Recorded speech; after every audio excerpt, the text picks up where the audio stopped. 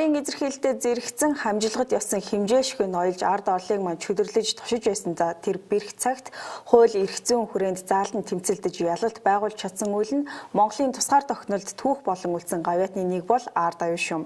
За түүний үр цаад өдгөө 600 орчим байгаа тухай зохиолж Баттулга бичсэн байдаг. Тэдний нэг гар түүгийн баяр сайхан өнөөдөр миний Монгол нэвтрүүлэгт Монгол улсад болж байгаа сүүлийн үеийн асуудлаар үзэл бодлоо хуваалцахаар оролцож байна. Миний Монгол нэвтрүүлэг сүүл телевизийн студиэс та бүхэнд шууд хүрч байна. За тэгэхээр яриа аюуны төрөнд өчигдөр улсын уралдах намын бүлгүүд хуралдах байсан ч хуралдсангүй гэх мэдээллүүд бол захим ертөнцөөр бас гарсан байгаа. Хурал яг одоо эхэлж байна. Зарим нь болохоор өнөөдөр хуралдах байсан ч хуралдсангүй гэх мэтээр мэдээлж байсан. За тэгээ зарим их сурвалжийн мэдээлж байгаагаар болохоор жагсаалтын зүсийг хуургаж намын нэрийн жагсаалтын оронд за хүний нэр тавихаар ардчилсан намын фракцууд за тус тустай хилцэн талаар бичиж мэдээлж байсан л да. Тэгэхээр таны хувьд ийм хувилбар байж болох намын жагсаалтын оронд хүний жагсаалтыг хүний нэрийг жагсааж бичнэ гэсэн. За баярлалаа. Монголын ард түмэн нэг л зүйлийг хүсэж байгаа л да. За ямар нэг нам гэснээр тийм том нэрний цаана нуугдаж орж ирдэг юм зүйлийг сонгохыг ерөөсөө хүсэхгүй байгаа. Монголын ард түмэн шууд өөрсдөө төлөөлүүлж байгаа. Тэр санал болгож байгаа хүнийг үнэхээр одоо яг чөлөөт арчилсан сонгуулиар шууд сонгох ийм зүйлийг хүсэж байна л да. За тэгэхээр үзэгчдээ манай арчилсан намын бүлгийн хурал өглөө хуралдах байсан. За тодорхойгүй за мөн тодорхой шалтгааны улмаас хуралдсангүй. За тэгээд би тодорхойгүй бөгөө тодорхой шалтгааны улмаас гэж хэллээ шүү дээ тий. За тодорхойгүй шалтгаан гэх юм бол за үнэхээр бас энэ жагсаалтаар сонгогдох сонирхолтой гишүүдийн юм бас ашиг сонирхол маш хүчтэй явж байна л да. Жагсаалтаар сонгогдох. Жагсаалт гэдэг зүйлийг бол 28 одоо гишүүн гэж ярьж байгаа шүү дээ тий.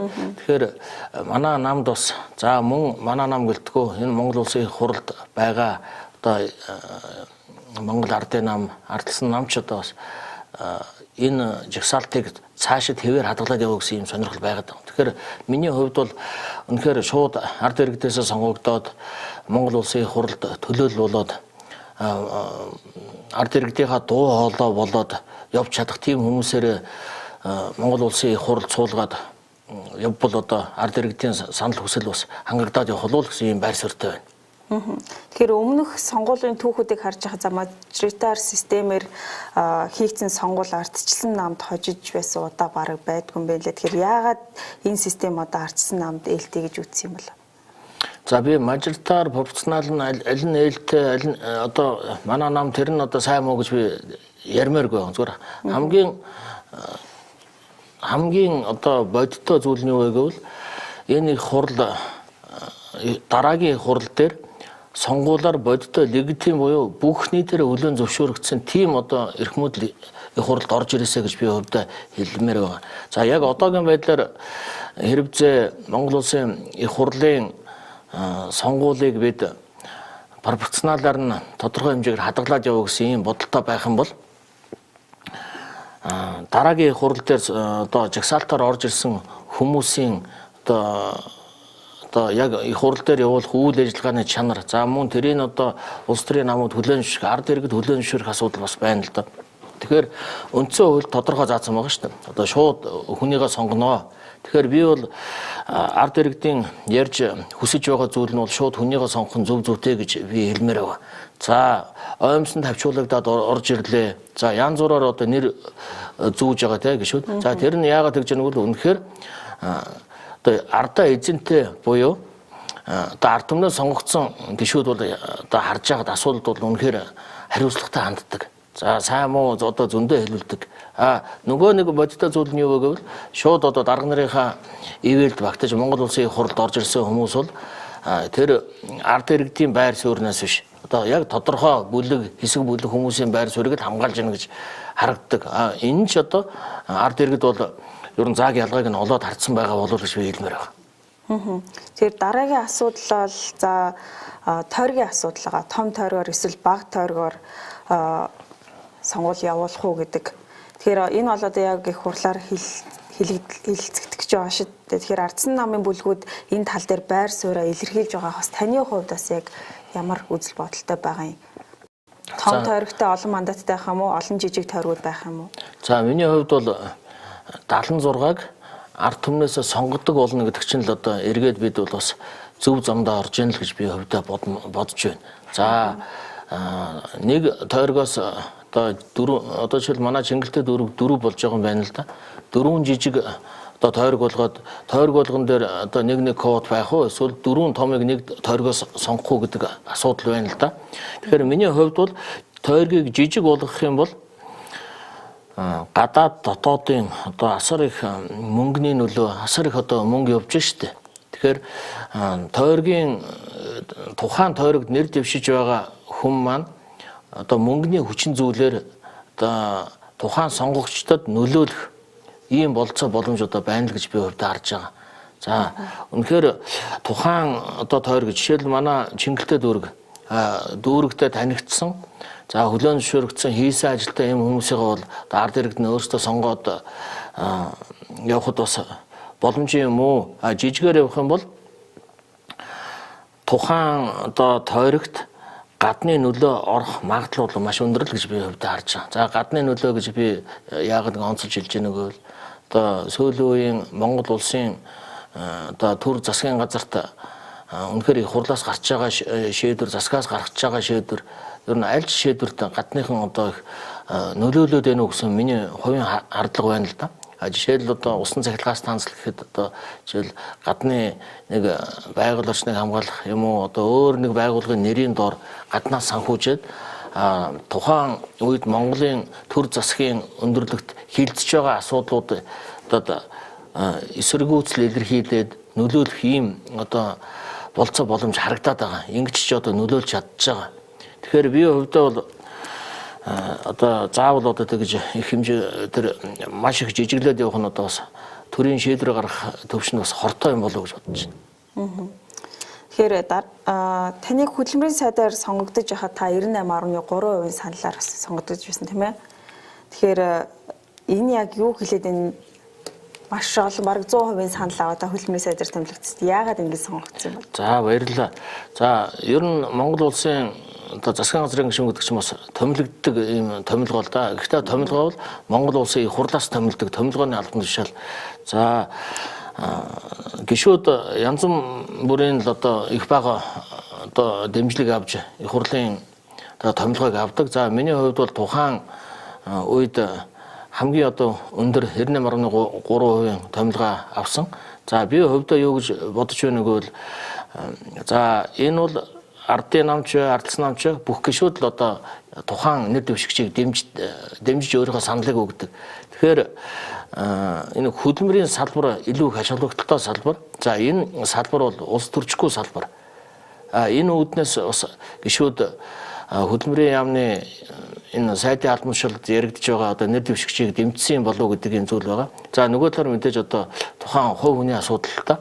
За хэдий одоо намууд талцаад саналаа өгдөг боловч ардын намын за мөн одоо бие даагч нар жижиг нам одоо Монгол ардын хувьсгалтай Монголын үндэсний ардсан намын гишүүд бүгдээрээ л одоо намайг 100% дэмжсэн л дээ.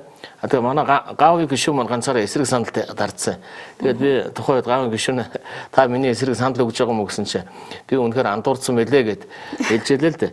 Гэхдээ яг зүгээр бас нэг Монгол үг байдаг шүү дээ тий. За бас би одоо бүх юм 100% явуучвал бас нэг их онц зүйл биш ээ. Нэг баг хувьч гисэн бас нэг жоохон барцад нь гарч явах хэрэгтэй. Тэргээр нь би таны эсрэг өгсөн шүү гэд хэлжээлээ. За хамгийн гол асуудал нь би түрүү хэллээ. Энэ хөдөлмөрийн яам гэдэг чинь Монгол ардын намын за буюу одоо ардсан намын одоо бодлого гэж бас нэг их айхтар бол зүйл гэж улс төржөөд байх ийм талбар биш.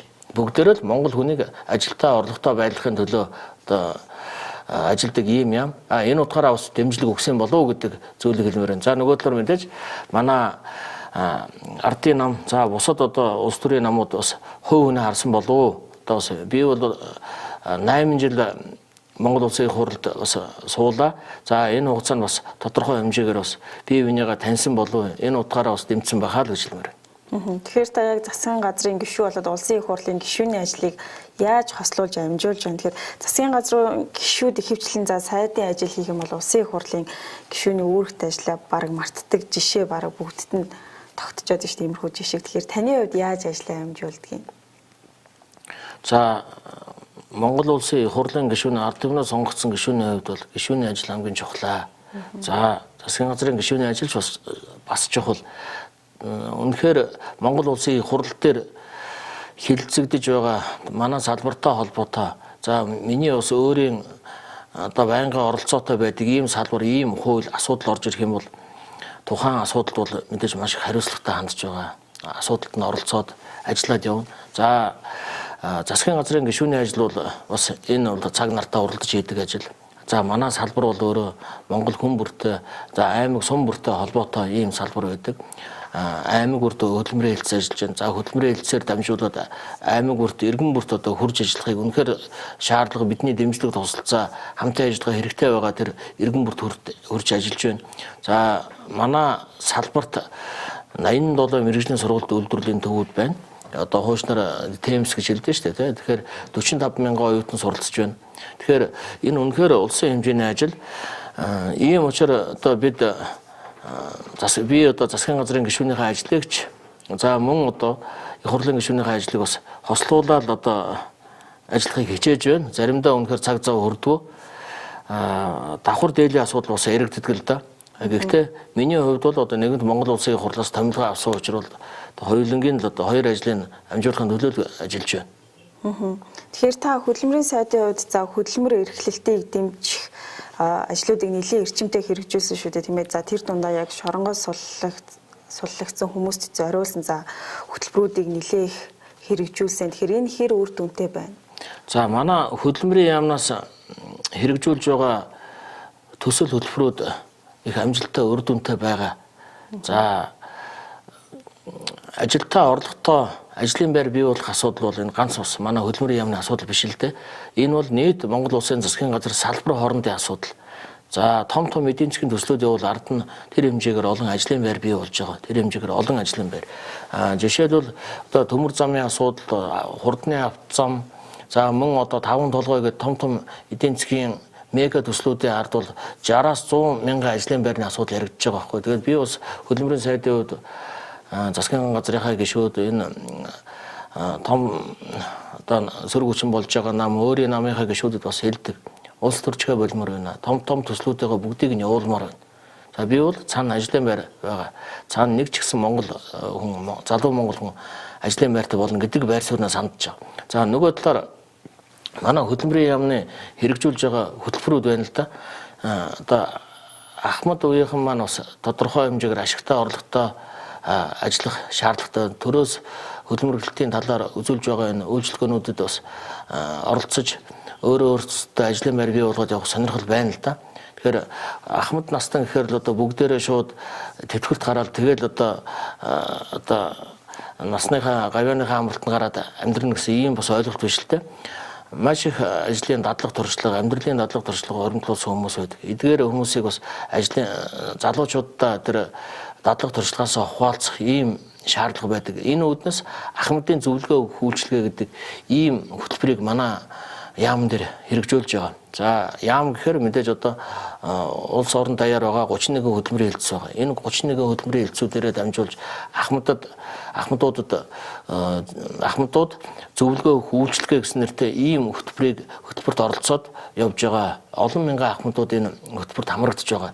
За 35-аас дээш насныхан ажлын байр олдохгүй байна гэдэг ийм зүйл ярьдаг л да. Ажлын байр олдохгүй байна. Насны асуудал хязгаар байна гэдэг одоо олон янзын одоо шалтгаан, олон янзын гомдол ирдэг. Тэгэхээр 35-аас дээш насныхан тандсан өрх толгойлсон эмэгтэйчүүд, за мөн одоо өрх толгойлсон одоо эрэгтэй хүн, эцэг хүн байна шүү дээ, эдгээрт зориулсан хөтөлбөр байгаа. За эдгээр хүмүүс өөрсдийнхөө бизнес төслийг бичээд тухайн хөтөлмөрийнхээ хэлцэд хандаад санхүүгийн үйлчлэгээ, хөнгөлөлтөө зээл, санхүүгийн дэмжлэг авах бүрэн болцоо боломж байгаа гэдгийг бас хэлмээр байна.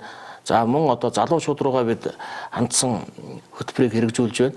За залуучууд маань статистик тоо судалгааг харж байхад бас нэлээд хувь жин эзэлж байгаа энэ ажилгүй залуучуудын дотор. За ямар залуучууд нь ажилгүй байна гэх юм бол ямарваа нэгэн мэрэгжил эзэмшээгүй залуучууд байна. Мэрэгжил эзэмшээгүй. Тэгэхээр өнөөдөр хөдөлмөрийн яамнаас анхаарж байгаа, барьж байгаа бодлогын өрөөнд юу гол анхаарч ажиллаж байгааг бол залуучуудыгаа мэрэгжилтэй болгоё. За тэгээд хөдөлмөрийн зах зээл дээр одоо хуучнаар техник мэрэгжлийн сургууль тий. За одоогийнхоор мэрэгжлийн сургууль үйлдвэрлэлийн төвөд төгссөн мэрэгжлийн боловсролтой ажилчин залуучуудын хувьд ерөөсөө ажилгүйдлийн түвшин маш бага байгаа. Тэгэхээр дөрөв хэллээ. Мэрэгжилгүй хүн одоо дийлэнх нь байна. Тэгэхээр залуучуудаа мэрэгжлийн сургуульд үйлдвэрлэлийн төвүүдэд сургая. Мэрэгжилтэй болгоё. Мэрэгжилтэй ажилчнаа бид бэлдэж байж гаднаас авах одоо ажил хүчний тоог бууруулна гэдгийг бас дурдж хэлмээр байна. За нэг үе бүгдээрээ ихтэй сургууль төгсчүүл амьдралын баталгаа болж байна гэдэг ийм зүйл ярьдаг байсан. За бас ч одоо яг одоо өнөөдөр бодит амьдрал дээр бас тийм биш байна. Нэг мэрэгжлэр хэд их олон хүмүүсийг дэмжсэн нийгмийн одоо ухааны чиглэлээр те. Тэгэхээр бид үнэхээр зах зээл дээр эрэлт хэрэгцээтэй техникийн одоо инженерийн техникийн мэрэгжил боловсрал залуучууд маань үнэхээр шаардлагатай байгаа. Тэгэхээр манай хөдөлмөрийн яамнаас барьж байгаа бодлого юугаараа батлагдаж юугаараа одоо зөв байна вэ гэвэл манай мэрэгжлийн сургууль үйлдвэрлэлийн төвүүд дээр бэлтгэгдэж байгаа политехник коллежид төгсөж байгаа залуучууд шууд төгсөөд 80-аас 90 гаруй хүн шууд ажлын байртай болж байгаа. За энэ нь бол бид цаашид эрэлт хэрэгцээтэй мэрэгжлэр залуучуудыгаа одоо хөдөлмөрийн зах зээл дээр бэлдэж гаргавал дийлэнх залуучууд ажлын байртай болж байна гэдэг ийм зүйлийг хэлмээр байна. Тэгэхээр мэрэгжил сургуульд үйлдвэрлэлийн төв олноор нэгснээр бас за монголчууд маань нэг үе бодвол бас зам барьж сурлаа, барилга бариад сурчглаа. Олон яг мэрэгжлийн ажлуудыг бол хийгээ сурчглаа шүү дээ тийм ээ. Тэгэхээр яг одоо Монгол улсад эрэлт ихтэй байгаа ямар мэрэгжлийн за тэр шаардлагыг хангахын тулд бас хөдөлмөрийн яам хэр анхаарлаа хандуулж ажиллаж байгаа юм бол. За зах зээлд эрэлт хэрэгцээтэй мэрэгжлэр бид залуучуудаа бэлтгэх ёстой л доо.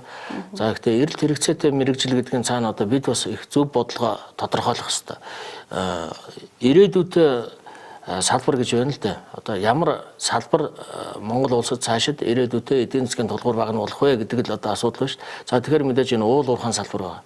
Уул уурхай хэдий одоо үнийн их савлгаатай бас их одоо найдвартай эдийн засгийн тулгуур болж чадахгүй ч гэсэн цаашид бид уул уурхайн салбарт энэ боловсруулах үйлдвэрүүдийг нэмэн үрдэх шингэсэн үйлдвэрүүдийг олноор бий болох зайлшгүй шаардлага байгаа. За манай яамнаас төрөөс хөдөлмөрлөлтийн талаар баримтлах бодлогыг ойрын үед Монгол улсын засгийн газраар хэлэлцүүлэх гэсэн одоо чиг баримттай ажиллаж байна. Төрөөс хөдөлмөрлөлтийн талаар баримтлах бодлого. За энэ бодлогогүй явж байсан юм байна лээ. Одоо хөдөлмөрийн чиглэл хөдөлмөрийн яам. Тэгэхээр төрөөс хөдөлмөрлөлтийн талаар баримтлах бодлого дээр бид одоо юу онцолж байна гэвэл одоо эдийн засгийн ирээдүйдээ одоо маш их олноор ажлын байр шингээх тэр салбаруудаа бид төлхөө хөгжүүлэх шаардлагатай байгаа. За өнөөдөр уул уурхайн салбар маань бол бас яг нарийн ярих бол бас удирдлагын чанартай. Зуны удирдалд ажиллаад жишээл өвлийнхаа удирдалд одоо тухайн зарим үйлдвэр уурхаанууд нь зогсож байна. Ерөөсөө тийм л байгаа л да. Тэгээд энэ удирдлагын чанартай байгаа болохоор манай эдийн засаг маань өөрөө жишээл өвлдөө ажилгүйдийн тодорхой хэдэн пунктээр нэмэгдэж байх жишээтэй. Тэгэхээр бид бол жилийн 4 удирдалд ажиллаж байдаг боловсруулах чиглэлийн уул уурхайн боловсруулах чиглэлээр залуучуудаа бэлдэх шаардлагатай байгаа. За энэ утгаараа уул уурхайн салбарт ажиллах техникийн ажилтнуудыгаа бид бас төлхөө бэлдэж байгаа. Ийм одоо политехник коллежууд ч байна. За манай дунд говь, дорн говийн одоо политехник коллежууд, мэрэгжлийн сургууль үйлдвэрлэлийн төвүүдэд бас уул уурхайн чиглэлээр бас бид залуучуудыгаа бэлдэж байна. За хамгийн чухал зүйл одоо мал аж ахуйн салбар, хөдөө аж ахуйн салбар. Цаашид бид нэг хөдөө аж ахуйн салбартаа бас онцгой анхаарах хэрэгтэй. За хөдөө аж ахуйн чиглэлээр үйл ажиллагаа явуулдаг төрийн бус байгууллагууд байна те. Тариаланчдын холбоо гэхдээ эдгээр байгууллагууд бидэнд бол бас санал гомдлоо бас хэлж байгаа, хүсэлтэд хэлж байна. Сүүлийн үед одоо компанич, тракторч компанич ийм залуучууд бас их ховордлоо. За ийм учраас манай хөдөлмөрийн яамнаас бас тодорхой хэмжээний үйл ажиллагааг бид зохион байгуулалт ажиллаж байна. Монгол цэрэг бүтээн жишээл одоо Монгол цэрэг бүтээн байгуулалт за цэргийн аль паажгаа залуучууд маань цэргийн аль паагийнхаа зэрэгцээ давхар хос мэрэгчлээ болох нь бол зөв зүйтэй юм аа. За энэ бол хүнд машин механизмын одоо оператор, механикч, техникч сая эхний ээлжийн 200 гаруй залуучуудыг бид бэлдээд гаргалаа л да. За эдгээр залуучууд их орны бүтээн байгуулалтанд бас оролцсноо. За хүнд машин техникийн оператор гэж одоо бид хэлж штэ. Техникч, механикч эдгээр залуучууд ганцхан одоо газар шорооны ажил гэхгүйгээр хөдөө аж ахуйн салбарт хүртэл хөрөөд ажиллах энэ болцоотой байгаа гэдгийг бас хэлмээр байна. За хөдөлмөрийн зах зээл дээр харах юм бол одоо үнэхээр ажлын байр бий болох нөөц болцоо боломж бол бас нэлээд байдаг. За хамгийн энгийн жишээ хэлэхэд жишээл гадныхан ирээд зохих зөвшөөрлийг аваад одоо авч засварын газрууд ажиллуулж байна л да, күүсүү засварын газар тий. Тэгэхээр их олон тоогоор гадныхан ажиллаж байгаа. Тэгэхээр жишээл күүсүү засварын чиглэлээр бид өөрсдөө дотоодын үндэсний мэргэжилтнээ бэлдэх шаардлагатай байгаа юм л да. Энэ чиглэлээр манай хөдөлмөрийн яамны одоо мэргэжлийн сургуулийн үйлдвэрлэлүүдийн одоо зарим төвүүд дээр бид күүсүү засварын ангийг нээж ажиллуулж байна. За үнэхээр зах зээлд эрэлт хэрэгцээтэй мэргэжил учраас эдгээр мэргэжлэр шууд одоо бид эхний эвсэлтэл авахд шууд ажил олгогчд эзэд нь ажлын байрны захиалга өгж байгаа. Тэгэхээр би одоо зах зээлд эрэлт хэрэгцээтэй мэргэжлэр залуучуудаа бэлтгэх нь зөв зүйтэй гэдэг зүйлийг хэлж байгаа. Энэ ч утгаар бид цаашид зах зээлд эрэлт хэрэгцээтэй мэргэжлэр залуучуудаа бэлднэ. Үүнийгч бас өргөн цар хүрээтэй бэлдэнэ. За барилгын салбарт гаднаас ажиллах хүчин бид их олноор авч штэ. Авч байсан. За 30 мянган хүртэл одоо гадны одоо ажилчид барилгын салбарт ажиллаж байлаа. Энэ яагаад авч ажиллаж байсан бэ гэвэл за нэгдүгээр мэдээж эдийн засгийн өсөлт их өндөр байсан. Барилгын салбар одоо их өндөр урдцтайгаар хөгжиж олон барилгууд одоо нэгэн зэрэг эхэлж байсан. Энэ түүх бол саяхан уул уурхаан хэд хүний өсөлттэй үед. Тэгээд өнөөдөр бид одоо яах ёстой юм бэ гэвэл ерөөсөө үндэсний одоо Монгол ажилчдад бэлдэх ёстой байхгүй юу? Энэ утгаараа манай одоо барилгын политехник коллеж дээр за бусад чиглэлээр барилгын чиглэлээр их олон залуучуудыг бид бэлдэж байгаа. Үнэхээр барилга дээр Монгол залуучуудыг ажиллах гэж байгаа бол бид өөрсдийн үндэсний боловсон хүчнээ бэлдээ. Энэ асуудал дээр Монгол төр анхаарахгүй бол одоо хятад ажилчид ажиллах байхгүй юу? Тэгэхээр манай салбарт би түрүү хэлсэн 45 мянган оюутан суралцж байна. Жил бүр 20 гаруй мянган залуучууд одоо хөдөлмөрийн зах зээл дээр гарч байгаа. Тэгэхээр эдгээр залуучуудаа бид ажлын байраар хангахын тулд Монголын төр энэ гаднаас ажил хүч авах асуудал зүгээр. За би хөдөлмөрийн сайдын хувьд бол өөгшүүлэхгүй байгаа. Яагаад гэвэл одоо би өөрсдийнхөө бэлтгэж байгаа залуучуудаа ажлын байраар хангах хэрэгтэй. Тэгэхээр тодорхой хэмжээгээр бас тоог нь бууруулж байгаа гэдгийг хэлмээр байна. За Монголын компаниуд гаднаас ажиллах хүч яагаад аваад байна гэвэл түрүү би хэлсэн нэгдүгээр үндэсний ажиллах хүчин одоо дутагдaltaй байсан саяхан. За хоёрдугаарт одоо манай хөдөлмөрийн яамнаас ямар одоо бодлого хөшүүрэг хэрэглэх юм бэ? Компаниуд Монгол ажилчдаа авах ямар хөшүүрэг хэрэглэх юм бэ гэвэл түрүүн би хөдөлмөрийн үлсний доод хэмжээг одоо нэмж байгаа талаар бас дурдж хэлсэн байгаа. 240 мянга болсон байгаа. 193 мянгаас 92 мянгаас 240 мянга болсон. Тэгэхээр 200 хөдөлмөрийн үлсний доод хэмжээг 2 дахин нугалсантай хэмжээний төлбөр төлж байж одоо гаднаас ажиллах хүчээ оруулж ирдэг нэг хүн дээр тий. Тэгэхээр их өндөр болчих юм бол их өндөр хөлс төлж гадны ажиллах хүчээ ажилуулах уу эсвэл Монгол хүнээ ажилуулах уу гэдэг ийм одоо сонголт хийх болж байгаа юм л да. Тэгэхээр энэ бас тодорхой хэмжээгээр эдийн засгийн хөшөөрөг болж байгаа болоо гэж би өвдөө хэлж байна. За тэгээд дотоодоос ажиллах хүчээ авах юм бол одоо мэдээж энэ дотоодын сургалтын байгууллагууд ер нь дотоодын зах зээл дээр өрсөлдөөн бий болох байхгүй юу? Тэгээ одоо мэдээж манай Монгол залуучуудыг бас зарим нь голдог л да. Арх ууж гин, сахилга батхгүй, сахилга баталга, үйлдвэрлэл дадлага соёл алга гэж. Тэгэхээр бид үнэхээр бэлтгэгдсэн соёлтой, технологитой, дадлагтай ийм залуучуудыг бэлдэж гаргаж байгаа. Тэгэхээр бас үндэсний одоо ажил олгогч эзэд маань Монгол ажил олгогч эзэд маань бас их орон сэтгэл гаргаад Монгол залуучуудаа ажлын байраар хангах тал дээр бас идэвхтэй ажиллах болов гэсэн ийм зүйлийг хэлж байна. За сүүлийн үед хөдөө аж ахуйн салбар дээр ялангуяа мал аж ахуйн салбар дээр залуу малчтын тоо бас их багасж байгаа. Таны түрүүний яг ярьсан яг нөгөө ажиллах хүчин бэлтгэж байгаа талаар за гадаадаас ажиллах хүчээ оруулж ирж байгаа талаар бид нэр бас ард иргэдээс яриа авсан байгаа санал бодлыг нь сонссон байгаа. За хэсэг хугацаанд завсарлаад энэ яриаг үзээд яриагаа ярилцлагаа үргэлжлүүлье.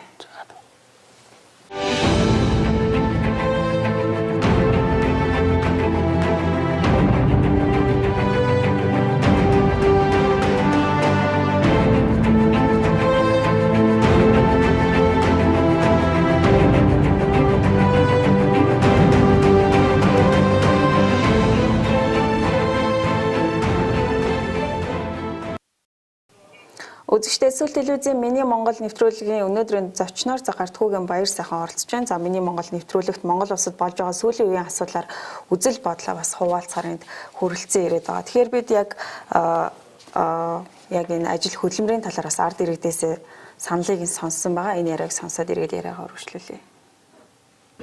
Монголд ажил бол сайхан л байна шүү дээ. Хийж үтэх юм хийгээд. Ганц тийм нөхцөл алга байна шүү дээ Монголоор. Амьдрах орчноо бол мэдээж их орондоо байна шүү дээ. Тэгээд бидний авж байгаа цалингийн хөлбөрийн үнэлэмж маань өрөөгөө тодорхой шүү дээ.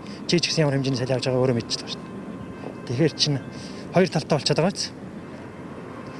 Тэгэхээр хөдөлмөр эрхэлж байгаа хүмүүсээ дэмжих гэдэг нь л одоо чухал юм да. Солонгост жаад ирсэн. Аа Солонгост яг залуучдын ажил хөндийг үнэлж чаддаг. Тийм л ялгаа байна шүү дээ. Тэгээд тэнд очихороо мэдгүй үнэхээр сайн ажилдаг. Нэг сэтгэлээсээ сайн ажилтдаг монголчууд. Миний хувьд бол би Монголд л ирэх гэж боддог. Монголд л ажил. Би ч одоо өөрөө багш мэргэжлээс сурж байгаа юм. Тэгээд эргээд одоо энэ сурсан мэдсэн зүйлээ ирээдүйн болсон хүүхдүүдтэй ингээд нөгөө сургаж зааснаар тийм Монголын ирээдүй тийм улам сайхан гэгээтэй болох юм шиг одоо надад санагддаг болохоор би гадаад дотоод явна гэсэн тийм бодол надад юусоо байдаг. Харин гадаашаа явахыг хүсвэл одоо мэргэжлээ дээшлүүлэх, сурах чиглэлээр л яваад тэгээ эргэж яваад эх орондоо ажиллах гэдэг байна. Монголд хөдөлмөрлөл зүгээр шүү дээ. Хүн ер нь ясам дээр юу вэ шүү дээ. Амьдралын баталгаа гэдэг юм чинь тэгэл мөнгөн дээр болж байгаа шүү дээ. Тийм. Би ч өмнө ажиллаж л байсан, гадаад ажиллажсэн, одоо дотоодоо ажиллаж байна. Харьцуулахаар ямар байна гэж байна. Харьцуулалт нь мэдээж тэгээд Монгол гадаад хоёрын хооронд нэг хөдөлмөрийн үнэлэмжээс шалтгаалж байгаа байх л та. Тэгж л бодож байна. Тийм Монголын үнэлэмж нь арай жоохон бага байгаад байна уу? Нөгөө талаасаа бас хүмүүс нь ч гэсэн ажил хийхдээ бас чадвараа бас нөгөө үнэлэмжээ хэтэрхий голсороод ажил хийх сонирхолгүй ч болсон байдаг ч юм. Тиймэрхүү л байх шиг шүү дээ.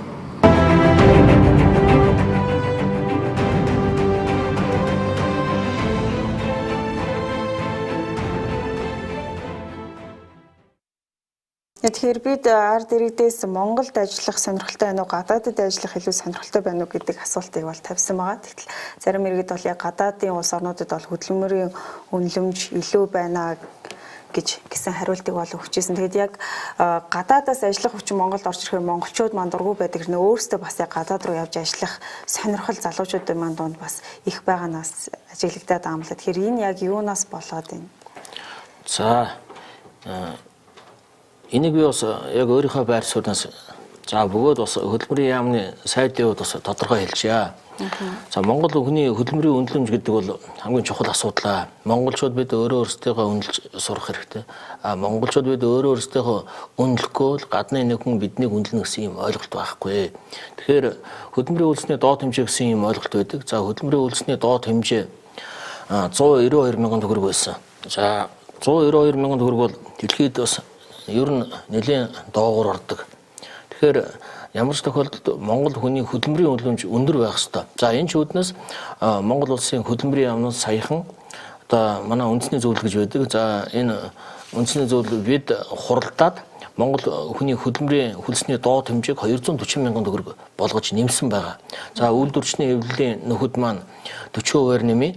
За ажил олгогч эзэд маань бас нэмэхэд бас энэ асуудал дээр бас огцом шийд гаргаж болохгүй гэсэн ийм байр суурьтай байсан л да. Тэгэхээр яг ямар шийд гарсан бэ гэвэл 25% нэмэх буюу 240 мянган төгрөг болгосон юм.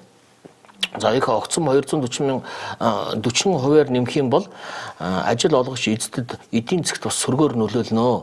За нөлөөлөд ажилгүйдлийн түвшин 3% нэмэгдэх ийм тооцоо судалгааг одоо гаргасан байгаа. За энэ тооцоо судалгааг бид сүүлийн 1 жилийн хугацаанд манай энэ 3 талт гэрээ хэлцэл гэж байдаг. Гэрээ хэлцлийн түншүүд болох үйлдвэрчний эвлэл, ажил олгогч эзэд, за засгийн газар одоо манай яамыг одоо би одоо засгийн газрыг төлөөлөөд, за манай яамнаас зохион мэргэжилтнүүд, сангийн яамнаас одоо хүмүүс бас ордгоо. За тэгээд хөдөлмөрийн үйлсний доод хэмжээг 240 мянган төгрөг хүргэсэн байгаа. За тэгээд түрүү хэллээ. Үнэлэмжээ бид өөрсдөө монголчууд бид өөрсдөө нэмэх ёстой. За тодорхой бас урагшаа болсон ирээдүрүүгээ харсан ийм алхам хийсэн болов гэсэн ийм одоо дүгнэлттэй байгаа. Бид за цаашид бол эдийн засгийн өсөлтийн хэрээр бид бас энэ хөдөлмөрийн үлснийхээ доод хэмжээг нэмээд явах зөв зүйтэй болов гэсэн ийм зүйлийг ярьж байгаа. За тэгээд хөдөлмөрийн үлсний доод хэмжээ 192 мянган төгрөг байлаа. За бүрэн тэтгэврийн доод хэмжээ 230 мянган төгрөг байлаа. За бүрэн тэтгэвэр гэхээр 20 жил ажиллаад тэтгэврт орж байгаа хүнийг 230 мянган төгрөг байна шүү дээ. Тэгэхээр одоо эд эрэндээ байгаа ажил хий гэж байгаа залуу хүн одоо хамгийн одоо анх ажилд ороод ажилд ороод авах цалингийн хэмжээ 192 мянган төгрөг байдаг. Хөдөлмөрийн хөлсний одоо бүрэн тэтгэврийн хэмжээ 230 мянган төгрөг байдаг. Тэгэхээр бид энэ 230 мянгаас бага цалин авч болохгүй л гэдэг одоо ийм тэтгэврээс бага цалин авч болохгүй л гэдэг ийм байр суурьтай байгаа. Тэгэхээр энэ бол цаашид Монгол хүний хөдөлмөрийн үнэлэмжийг бас тодорхой хэмжээгээр нэмэх болов гэсэн бодолтой байгаа. За би бол хувьдаа эдийн засгийн өсөлт за бусад одоо нөхцөл байдлаас байдал бүгдээрээ бүрдээд ирэх юм бол ер нь цаашид бол энэ хөдөлмөрийн үлснийхээ доод хэмжээг бид 2 жил тутам бас нэмээд яваад байх шаардлагатай гэж хэлмээр байгаа. За хуулийн дээр ч бас ийм байдаг. Хөдөлмөрийн үлсний доод хэмжээний тухай хуульд бол 2 жил тутам хөдөлмөрийн үлсийг нэмж явах ёстой гэсэн ийм зүйл байдаг. Тэгэхээр сая хуулиа хэрэгжүүлэл явсан. Сүүлийн хөдөлмөрийн үлсний доод хэмжээг нэмэхгүйгээр 3 жил явсан байна. Тэгэхээр энэ бол одоо бас хуулиа зөрчиж байсан нэг зүйл юм аа. За залуучууд маань гадаад дотооддоо ажиллах уу, гадааддаа ажиллах уу гэдэг ийм зүйл ярьж штэ. Тэгэхээр яг одоогийн байдлаар бид бас эдийн засгийн бас жоохон хүндрэлтэй байгаа асуудал Монгол улсын засгийн газар одоо эдийн засгт бас тодорхой хэмжээгээр байна. За үүнийг ч одоо бүгд төлөвшөрж байгаа. За 120 30 180 доллар хүрж исэн одоо нүүрсний үн өнөөдөр бол дөнгөж одоо 30 гаруй доллартай байна шүү дээ. Тэгэхээр бид бол гадаад нөхцөл байдлаас хүнд нөхцөлд энэ засгийн газар ажиллаж байгаа гэдгийг хэлмээр байна. За гисэн хэдийч Монгол улсын засгийн газар аль болохоор их олон ажлын байр бий болгох энэ олж байгаа валютаа бид эргээд гадагшаа гаргах биш дотооддоо нэмэн үлдээх, дотооддоо үйлдвэрлэх, дотооддоо ажлын байр бий болгох энэ чиглэлээр их оновчтой ажилласан. Чингис Бондноос их олон үйлдвэр санхүүжсэн байгаа. За мөн аж үйлдвэрийн яамнаас одоо жижиг дунд үйлдвэрийг дэмжих чиглэлээр их олон ажлын байр бий болгох том эдийн засгийн одоо төслүүд, үйлдвэрүүд үе таалгаа нээж байна. За энэ нь бол бид нэгдүгээрт валюта гадагшаа гаргахгүй. Жишээлбэл цемент, жишээлбэл одоо барилгын арматур, барилгын одоо олон одоо бүтээгдэхүүн үйлдвэрлэх ийм үйлдвэрүүдийг одоо барьж ашиглалтанд оруулж байна л да. Энэ нь бол одоо дотоодынхоо хөдөлмөрийн зах зээл, дотооддоо нэмэн үлдээх гадагшаа одоо валюта алдахгүй байх дээр их онцгой ач холбогдолтой ийм алхам болж байгаа. Тэгээд би тэгээ яагаад энийг хэлж байгаа нь залуучууд маань бас дотооддоо ажиллахад бас тодорхой хэмжээгээр дөхөн болох болов уу гэж одоо хэлмээр байгаа. За монголчууд гадаад улсад за жишээлбэл Солонгост за мөн Америк, Японд бас манай залуучууд ажиллаж байна л да монголчууд ажиллаж байгаа те.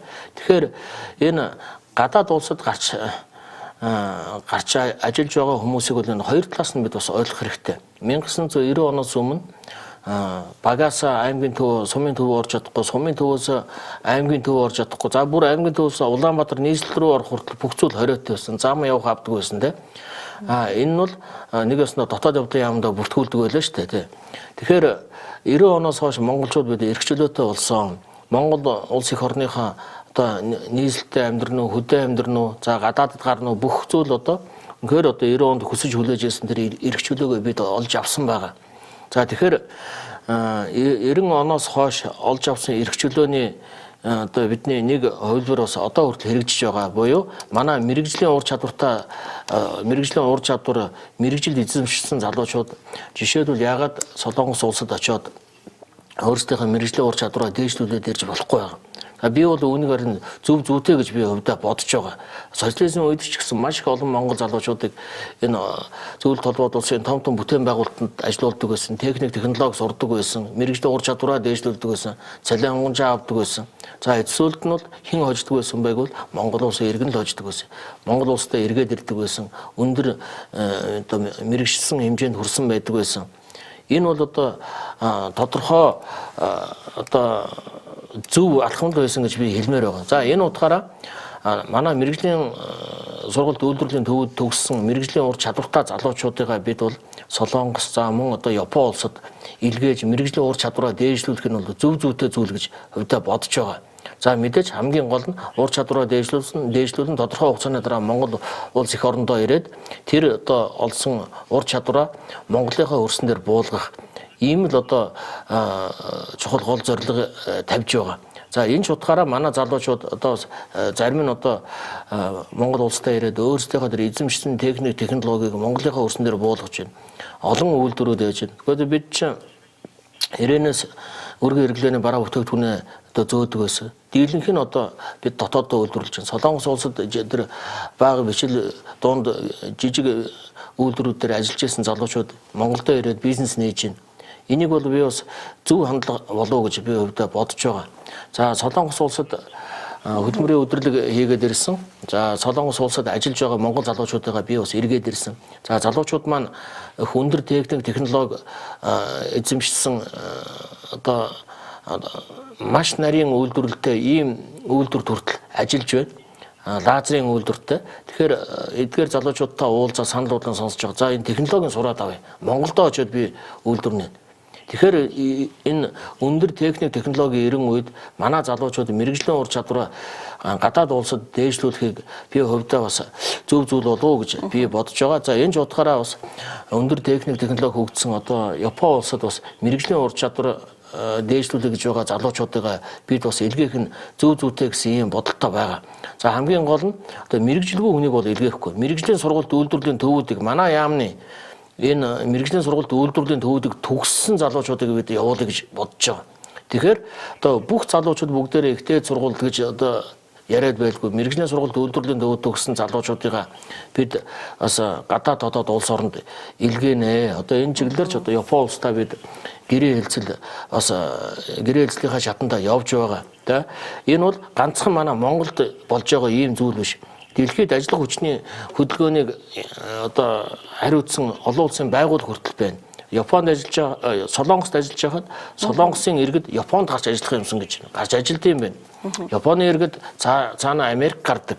Энэ бол одоо зүгээр улс болгонд байдаг ийм одоо хөдөлгөөн шилжилт хөдөлгөөний нэг хэлбэр юм байна лээ. Тэгэхээр мал маллах ашиг шимийн тухай одоо яриа. Тэгэхээр гадаадд мэрэгжил сургалт үйлдвэрлэлийн төвд сурсан залуучууд маань бол мэрэгжлээ дээшлүүлэх за тэрийг яриад их орондоо бас сурсан туршлагаа бас хэрэгжүүлж бизнес эрхлэх боломж бол нээлттэй байгаа маань. Тэгвэл мал маллах за малын ашиг шимийг хүртэж за түүрээд амьдралаа залгуулж байгаа за гэр бүлийн бизнес эрхэлж байгаа энэ яг малчин ард түмний өв соёлоо гэртнээс уламжлагдаж ирсэн байгаа. Тэгэхээр яг малчтыг дэмжих мэрэгжлэр ихтэй сургуулиуд байгаа. За харин гэтэл та за малчин сургаж гаргах сургууль нээлээ гэж сонсон. Энэ яг цаг үеийн ирсэн байсан гэж тавсны үндсэн дээр энэ сургуулийн нээж. За энэ бол нийгмийн захиалга, за малчтын захиалга. Хөдөө орон нутагт явж байхад малчид нэг зүйл дээр бас их сэтгэл эмзэглэж явдгаа ярьдаг. Буюу одоо залуу хоолой малчны залуу хоолой байхгүй боллоо. Үнэхээр энэ хүнд байна шүү гэдэг ийм зүйл ярьж байна л да. Тэгэхээр энэ асуудлыг ганцхан одоо бид малчт руугаа одоо эдийн засгийн их хэмжээний хөрөнгө оруулалт хийгээд шийдчих асуудал бас биш. За Монгол улсын засгийн газар Монгол улсын төрөөс хөдөө аж ахуйн салбар руу их онцгой анхаарч байгаа. Газар тариаланд гэхэд одоо Атрын 1 2 3 дугаар аяныг хэрэгжүүлээд олон зуун тэрбум төгрөг хийлээ те. За малчид руугаа бид бас онцгой анхаарч байгаа. Ноос ноолороо урамшуул гэж байна. За тэгээд малчны хөнгөлтөө зээл те. Тэр 30% хөнгөлтөө зээл нь бид 13% та болголоо. Энэ бол төрөөс малчид руугаа хандж байгаа нэг их чухал алхам. За хамгийн гол нь малчин залуучуудын хөдөлмөр эрхлэлт нийт малчид дотор залуучуудын эзлэх жин хувь 30 гаруй хувьтай байдаг. За энэ нь бол жил ирэх тусам 1-2% буураад байгаа байхгүй юу? Тэгэхээр 10 жилийн дараа өнөөдөр 30% байл гэхэд 10 жилийн дараа 20% болчих нь байна. Тэгэхээр энэ Монгол улсын тусгаар тогтнолын баталгаа болж байгаа. Бидний өнөөдөр органик эрүүл мах хэрглэж байгаа. Энэ одоо хамгийн их одоо бид өөрсдөө л өршөмийг хүрдэж байгаа шүү дээ. Тэгэхээр энэ нуруундаа авч явж байгаа салбарын одоо залуу хоолой байхгүй болчиход байгаа. Үнэхээр одоо баталгаагүй болж байгаа. Тэгэхээр Монгол улсын хөдөлмөрийн яамнаас мэрэгжлийн сургалт үйлдвэрлэлийн төвүүдэд хамгийн ихнийх нь одоо Ховд хөгжил политехник коллеж дээр малчны анги нээсэн. Малчин хүн боловсролтой байх ёстой. Малчин хүн өөрөө үйлдвэрлэгч байх ёстой. Малчин хүн өөрөө экспортлогч байх ёстой. За малчин зүгээр хамгийн наацхан энгийн жишээ хэлэхэд ухаалаг гар утсаа ашиглаад ямар ч одоо төрийн байгууллага руу орчих, ямар ч одоо төрийн банктайгаа хүртэл харьцаад явчих мэдээлэл авч явах хэрэгтэй. За тэгээд одоо наандж малын ямар өвчнүүдийн үед ямар шинж тэмдэг илэрдэггүй, ямар эмчилгээ хийдэг гэдгүү талаар анхан шатны ухаагдхан авч явах хэрэгтэй. За дээр үед бол одоо социализмын үед бол бүх юм одоо буруу байсан гэж бид бас дүгнж болохгүй. Их одоо зөв олон эхлэл бол одоо унтарсан, орхигдсон байна шүү дээ. Тэгэхээр илгээлтийн эзэд залуучуудад малчин болж байхад нь одоо хөдөлмөрийн баатар, одоо сайн малчин, дадлаг туршлагатай Ахмад уугийнх нь одоо энэ уламжлалтаа зааж сургадаг байсан байна. Энэ бүх зүйл алдагдсан. Тэгэхээр бид малчны ангиана гэдэг энэ бүх уламжлалыг сэргээн шаардлагатай бүх одоо орчин үеийн мэдээллийг бас залуучуудад өгнө. За тэгээд хамгийн гол нь мэрэгжлийн сургууль төлөвлөлийн төвөд төгссөн одоо малчин залуучуудыгаа бид манай хөдөлмөрийн яамнаас хэрэгжүүлж байгаа одоо малчтыг дэмжих хөтөлбөр гэж үүдээ манай хөдөөд. Тэгэхээр хөдөө орон нутагт энэ малчтыг дэмжих хөтөлбөрт нэн тэргуунд одоо энэ мэрэгжлийн сургууль төлөвлөлийн төвд дээр дэмжиж бэлтгэж гарч байгаа малчин залуучуудыг хамруулъя. Тэгэхээр эдийн засаг талаас нь хүртэл одоо залуучууд маань малчин болох одоо сонирхлыг бий болгож байгаа байхгүй. Малчин гэсэн мэрэгжлээ сайн малчин гэсэн мэрэгжлийн үнэлгээ авчна. Одоо мэдлэгтэй болчихно. Наад зах нь одоо сүүгээр ямар технологиор ямар бүтээгдэхүүн үйлдвэрлэх болцоо боломж байна гэдгийг нь одоо заагаад өгчнө. За тэгээд төгсөөд гарахт нь хөдөлмөрийн яамнаас хэрэгжүүлж байгаа хөтөлбөрт нь хамруулчихна. Тэгэхээр бас тал талаас эдийн засаг талаас за уламжлалт талаас ч гэсэн аль талаас харсан малчтыг бэлтгэх нь үнэхээр нийгмийн захиалга болсон байна гэдгийг хэлмээр байгаа. Тэгээд хамгийн гол нь бид энэ малчны анги нэгтээ аймаг өрөөс малчтыг цуглуулад санал бодлыг сонссон. Тэгэхээр одоо 100 гаруй малчид цугласан. За малчид бол энэ малчтын залуу халаагаа төрөөс анхаарч бэлдэж эхлэх нь одоо зайлшгүй шаардлагатай зүйл юм а гэдэг дээр санал нэгдсэн юм. Тэгэхээр яг малчит маань яг энэ залуу халаа бэлдэх зайлшгүй шаардлага тулгарсан байна гэж саналын сонсны үзнээр тавс тодорхой ажлуудыг хэрэгжүүлсэн юм байна. Тэгэхээр танаас одоо нэг зүйлийг асуумаар л да яг хүүхдийн хориглох ажлын жагсаалт гэж байд юм байна л да тийм ээ. Би яг энийг бол жагсаалтыг хараагүй. За энэ дууланд бол хурдан орны хүүхэд энэ жагсаалтанд багтсан байт юм байна. Төвчгөө хөдөлмөр гэж багтсан байт. Тэгэхээр энэ үндэсний уламжлалыг ингэж төвчгөө хөдөлмөр гэж томьёолох нь бас зөв буруу. Хөдөлмөрийн сайдын хувьд бас энэ таны саналыг сонсомоор байна. За түрүүн би хэллээ одоо үндэсний өв уламжлал, өв соёл энэ бидний энэ өвгдөөсөөс уламжлуулсан бүх зүйлийг бид одоо малчид маань л өвлөөд явж байгаа шүү дээ. Энэ утгаараа бид бол энэ залуу малчныхаа, сайн малчныхаа ангийг нээгээд явж байгаа. За нэг статистик доо би хэлье. 15 онд нийт 12 хүүхэд барилга бөгөөд энэ хурдан морины уралдаан дээр амь насаа эндсэн байдээ. Одоо барилга дээр 6 хүүхэд, за морин уралдаан дээр 6 хүүхэд. Тэгэхээр нэг л зүйлийг хэлье. Монгол хүний амь, за тэр тусмаа монгол хүүхэд те бидний одоо ирээдүй залгамж халаа одоо цааш эдгээр залуучууд нь улс их орныг авч явна. Амь нас нь л бидэнд илүү үнэтэй. Ямарваа нэг зугаа цэнгэлийг хөдөлмөрийн сайд сонгохгүй эсвэл залуучуудын энэ амь нас нь аль нэггүй би бол одоо түрүү хэллээ. Эдгээр хүүхдүүдийн амь нас нь бидэнд илүү хэрэгтэй. Тэгэхээр бид судлаад үзсэн. Судлаад үзэхээр барилга дээр залуу хүүхдийн хөдөлмөрийг ашиглаж байна. Тэгэхээр бид хүүхдийн хөдөлмөрийг хориглосон жагсаалтыгаа шинжлэх шаардлагатай байсан. За энийг барилга дээр ажиллуулж болохгүй гэдг нь бид бас шинжилж орууллаа. За тэгэхээр энэ өв уламжлалтаа одоо хурдан морины энэ уламжлалтыгаа бид бол үнэхээр дэмжиж байгаа. Дэмжихтэй бас хүүхдүүдийн амнаас эрүүл мэндийг хамгаалж дэмжиж байгаа. Буюу өвлийн улиралд 11 сарын 1-ээс 5 сарын 1-ний хооронд хүүхд морь унуулахыг л хориглож байгаа. Түүнээс бусад бүх юм Монгол орн байна, малчит маань байна, мал сүрэг маань байна, хурдан морь, уралдаа, наад бүх юм байдгаараа байж байна. Тэгэхээр би бол одоо хүүхдээ хамгаалж одоо ийм шийдвэр гаргаж байгаа. За олон улсын хэмжээнд олон улсын хөдөлмөрийн байгууллага байдаг. За манай Монгол улс одоо олон улсын хөдөлмөрийн байгууллагын хар жагсаалтанд орсон байгаа. Буюу хүүхдийн хөдөлмөрийг одоо бүр өндөр хэмжээнд ашигладаг, анхаардаг гэдэг ийм орны тоонд орсон байгаа. Олон улсын хөдөлмөрийн байгууллагын ээлжид хурал 5 сарын 29-ноос 6 сарын 4-нд Женевт болно. За Монгол улсыг одоо нэг өсөндөө шүүх гэж ихүүдээ те зэмлэх гэж ихүү яг энэ хүүхдийн хөдөлмөр эрхтлийн талаар асуулгатай байгаа. Монголчууд биднээс одоо хөдөлмөрийн сайдаас надаас асуух юм. Би урилгатай байгаа. Тэр очино. Тэгээ Монгол улсынхаа хүүхдийн хөдөлмөр эрхтлийн талаар өнөөгөө нөхцөл байдал би энийг хамгаалаад гаргах хэрэгтэй. Гэхдээ очиод бид хэлэхдээ одоо нэгдсэн үндэсний байгууллагын одоо төрөлцсөн байгууллага шүү дээ. Олон улсын хөдөлмөрийн байгууллага гэдэг чинь тийм. Тэгэхээр дэлхийн бүх улс орнууд цугласан байхад Монгол улс бас хүүхдүүдийнхээ хөдөлмөр эрхтлийн тал дээр анхаарж байгаа. Хөдөлмөрийн сайдны жагсаалтайгаа шинжилсэн гэдгээ би бас Монгол улсынхаа нэр төрийг бас аваад гарья. Хэлэх зүйлтэй байгаа гэдгээ бас хэлмээр байна. Тэгэхээр энэ жагсаалтыг гаргахтаа та малчдын саналыг бас сонсож үзсэн үү? Малчид энэ тал дээр ямар байр суурьтай байх юм? За тэгээ хоёрдугаарт бас нэг юм зүйл байна л да, бас олон хүнтэй уулзж байхад энэ морин уралдаан бол спорт, хөдөлмөр бишээ спорт гэж үзэж байгаа хүмүүс бас цөөнгүй байсан. Энэ бол хөдөлмөр бишээ спорт гэж. Энэ бол хөдөлмөрч байж болно, спортч байж болно. Тэгээд би дөрөв хэллээ. 6 цэнгэл гэхээс илүү би энэ бидний хүүхд болж байгаа ирээдүйд болж байгаа хүүхдүүдийн амь нас илүү хэрэгтэй. Би одоо хөдөлмөрийн сайдын хувьд үнийг л одоо хэлэх хэрэгтэй байна. Тэгээд уламжлал бол мэдээж уламжлалаараа байна. Тэгээд энэ яг 12 хүүхэд ирлээ. 1000 гаруй хүүхэд бэртэж гэмтсэн байдаг. Тэгэхээр одоо та хэрэг яг өөрийнхөө хүүхдийг тэр хөхөө өвлийн хүүтэнд тэр шавар шалбаа хүүтэн салхитаа тэр цастаа юмд уралдуулах уу та? За би бол одоо яг хүмүүс ямар сонголт хийх үү гэдгийг бас харах хэрэгтэй. Ер нь хараад байхад одоо баян малчид тий ядуу айлын хүүхдүүдийг хөлсөгөөд маш бага хөлсөөд уралдуулж хагаад зүйл яригддаг шүү дээ. Ард иргэд ч одоо бидний манай хөдөлмөрийн яамны энэ сандлыг бол маш ихээр талархаж дэмжиж байгаа. За яг гоо зөвхөн мэдээж уяачд манаас энэ асуудал дээр бас өөр байр суурь илэрхийлж болно. Гэхдээ би бол одоо энэ Монгол төрийн хөдөлмөрийн сайд учраас үнэхээр олонхын ард түмний юу өгсөн хүлээж байна. Түүний төлөө шийдэл гаргана. Тэнийг бас гаргасан байна.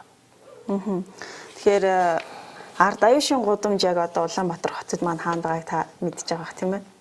За ард аюушийн гудамд 3 дугаар хорооллын ихээс ахуулаад тэр эцсийн тойрог 1-р хорооллын одоо тойрог хүртэл байд юм аа.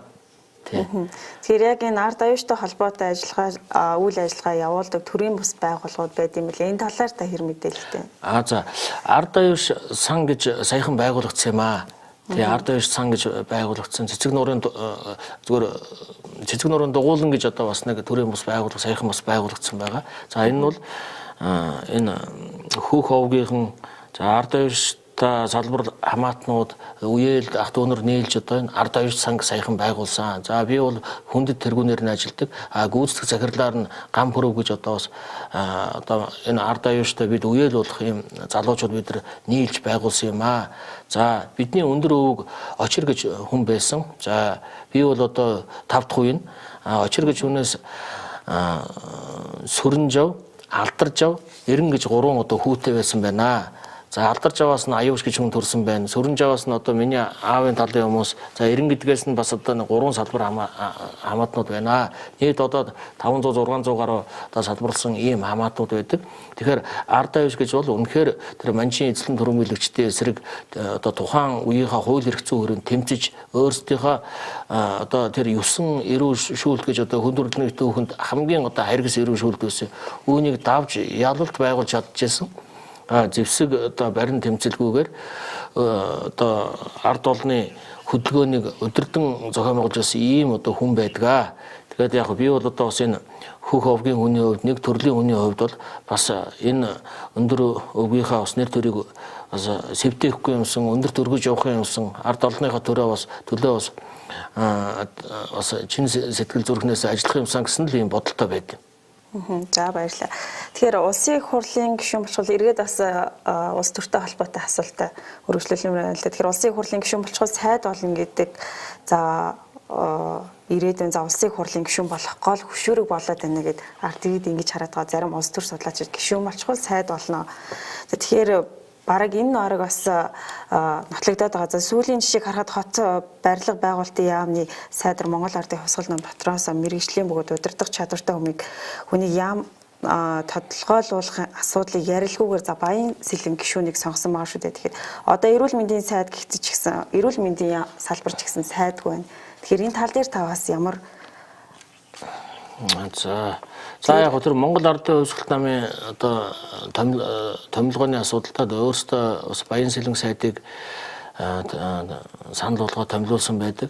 За ер нь тухайн сайд сайн муу ажилласан уу гэдэг тэгэл сонгуулиар л дүн тавьж над дээр ч бас ард түмэн тавина, Баян Сэлэн сайдыг хин дээр ч одоо аль сайд дээр тавина. Тэгэхээр одоо 2 сарын дараа сонгуул болох гэж байна. Дөнгөний бол тавиал өгөх болов гэж бодож байна. Зүгээр эрүүл мэндийн салбарын хувьд бол энэ бол үнэхээр хариуцлагагүй асуудал болж байгаа. Монгол улсын засгийн газар энэ улс төрийн намууд энэ зөвшөлтслөө хийгээд хамгийн одоо чухал салбар болох эрүүл мэндийн салбарыг эзэнтэй болох хэрэгтэй. Одоо нэг өдөр ч гэсэн эзэнтэй байх хэрэгтэй. Ард иргэд юу хүсэж байгаа гэхээр яг тухайн салбарын мэдлэгтэй хүнийг тэр салбарын яамны сайдаар тавихыг хүсэж байгаа. Тэгэхээр энд бас удирдах чадвартай хүн дээр нь бас яамныхаа талаар мэдлэгтэй байхаас гадна удирдах чадвартай байх хэрэгтэй байна гэдгийг. За би танд хэлсэн шүү дээ. Монгол улсын их хурлд ард түмнээс сонгогдсон одоо төлөөлж ажиллаж явах хэрэгтэй. За тэгээд их хурлаас сая сайд нарыг томиллоо тий. Тэгэхээр би түрүү хэллээ жагсаалт гэж зүйлч бас хариуцлагагүй. Дарга нарт ойр явсан хүн, дарга нарт одоо цөөнхийг барьж урд тонорж явсан хүмүүс бас их хурлын гишүүн болчих байна. Үнэхээр хариуцлагагүй, үнэхээр одоо их туйлширдаг, ардаа бодолгүй, алсыг ардлаггүй, гаргаж байгаа шийдвэрүүдэд хэлж байгаа үгэнд өгөө хариуцаж чаддгүй. Ийм одоо бас буруу зүйл буюу одоо энэ жагсаалт гэдэг зүйл яваад байгаа юм л да. Тэгэхээр би одоо түрүүн би өөрөө хэлжсэн би ч юм бас ард иргэдтэйгээ амьд холбоотой байдаг аахгүй юу. Жагсаалтаар орсон хүмүүс бол ерөөсөө үндсэндээ зүгээр л энэ амьдралаар тасарсан хүмүүс байдаг. Би ч юм бас эргээд ард иргэдтэйгээ эргээд уулзах нүүрттэй байх хэрэгтэй. Ард иргэдээсээ бас байнгын одоо холбоо захиас даалгавар одоо сургаал өгс шүүмжил одоо бүгдээрнг нь би одоо сонсон шүү дээ. Тэгэхээр би бол ард иргэдтэйгээ холбоотой байдаг.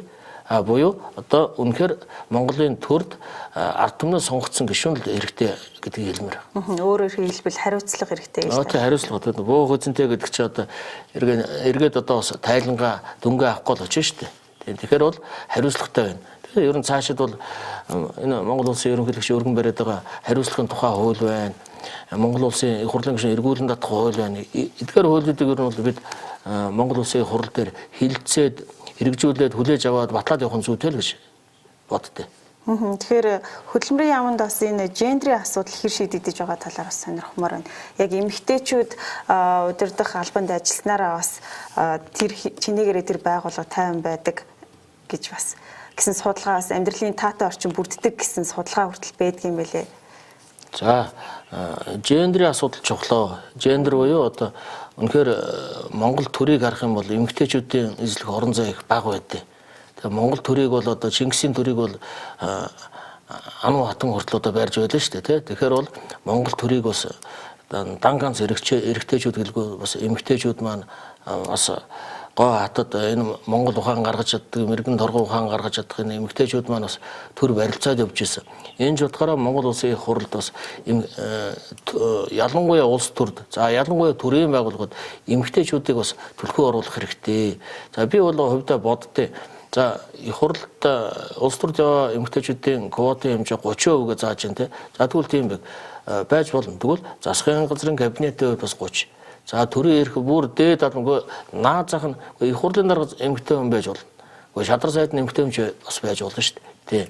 За энэ утгаараа би бас энэ гендрийн асуудлыг шийдэж явах ёстой гэсэн байр суурьтай. Зүгээр манай яамны хувьд бол одоо бас газрын дарга нарын эмэгтэй хүмүүс 30% квот гэж яриад байдаг шүү дээ. Манайх бол тэрнээс илүү даваад явцсан. Тэгээд үнэхээр эмэгтэй хүн одоо торгон ухаантай эмэгтэйчүүд бас Монгол төрийн ачааг хамт өрөлцөөд явах ёстой л гэж би хэлмээр байна. Тэгэхээр бид нэвтрүүлгийн хугацаа бас дуусч байна л тэгэхээр хөгжлийн бэрхшээлтэй иргэдийг бас хөдөлмөрийн яамнаас хэр дэмжиж байгаа талаар сонирхмоор байна. За та бодохоор сая эмэгтэйчүүдийн квотыг ярьлаа тий. Тэгэхээр хөгжлийн бэрхшээлтэй иргэдийн тал дээр ч гэсэн төрийн байгууллагад за үнэхээр бас байх ёстой хөгжлийн бэрхшээлтэй иргэд бас улсын байгууллага, төрийн байгууллагуудад бас бүр тодорхой квотын заагаад өгчих хэрэгтэй гэж би өвдөө бодд юм аа. За манай хөдөлмөрийн яамнаас хөгжлийн бэрхшээлтэй иргэд рүүгээ хандсан их олон төсөө төлбөр ажил зохион байгуулагдаж байгаа. Зүгээр хамгийн энгийн жишээ хэлэхдээ одоо бид мэрэгжлийн сургуульд хөгжлийн бэрхшээлтээр хараагүй иргэдийн сурж байгаа мэрэгжлийн сургууль үйлдвэрлэлийн төвд шинээр одоо анги танк нээх шинээр мэрэгжлэр одоо хөгжлийн бэрхшээлтээр иргэдийн мэрэгшүүлэх асуудлыг хүртэл одоо би ирээд бас энэ яамыг толгойлоод бас шийдсэн байгаа. За хөгжлийн бэрхшээлтэй иргэд рүү хандсан санхүүгийн одоо үйлчлэгээ хөнгөлөлтөө зээл санхүүгийн дэмжлэг буцалтгүй дэмжлэг тусламж ийм одоо хөтөлбөрүүд манай яам дээр бас явдгаа гэдгийг бас хэлмээр байна. За баярлалаа. Бидний урилгыг хүлээн авч бас хүрэлцэн ирж өөрийнхөө үзэл бодлыг хуваалцсан танд баярлалаа. За баярлалаа. Танд бас баярлалаа. Үзэгчдээ миний Монгол нэвтрүүлгийн өнөөдрийн дугаарт за хөдөлмөрийн яамны сайд гарт хүүгийн баяр сайхан оролцлоо. Дараагийн дугаараар уулзлаа. Баяртай үзэгчдээ.